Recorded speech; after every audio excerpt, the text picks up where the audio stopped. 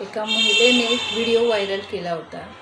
त्यामध्ये सातारा शहर पोलीस स्टेशनचे पोलीस महिला पोलीस या उद्धटपणे वागणूक करत होते नागरिकांशी।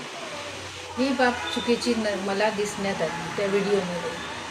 कोणताही आरोपी असो, गुन्हेगार असो किंवा सर्वसामान्य तक्रारदार असो किंवा नागरिक असो, जर तुमच्याकडे तक्रार घेऊन आले तर तुमचं काम सगळ्यात पहिलं असतं समुदेशन करणे, त्या व्यक्तीचं तक्रार म्हणणं ऐकून घेणे। परंतु कालच्या त्या व्हिडिओमध्ये असं दिसण्यात आलं नाही। सातारा पोलीस अधीक्षक तुषार जोशी सर आणि कोल्हापूर परिक्षेत्राचे महानिरीक्षक सुनील फुलारी साहेबांना माझी विनंती आहे की जे महिला पोलीस आहेत त्यांना पहिला एक ट्रेनिंग द्या की नागरिकांशी, तक्रारदारांशी कसं वागायचं, कसं बोलायचं ते।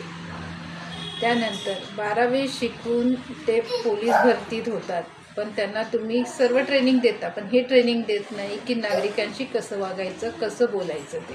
सर्वात पहिलं ते द्या, त्यानंतर तक्रार घ्यायची ती घ्या किंवा नका घेऊ, त्या पद्धतीने नागरिक असतील, तक्रारदार असतील, त्या अनुषंगाने ते त्यांच्याशी बोलतील। दोन्ही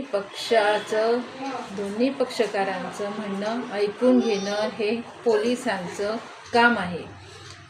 आणि सातारा शहर पोलीस स्टेशनचे पोलीस निरीक्षक राजेंद्र मस्के साहेब यावर पूर्णपणे दुर्लक्ष करतात।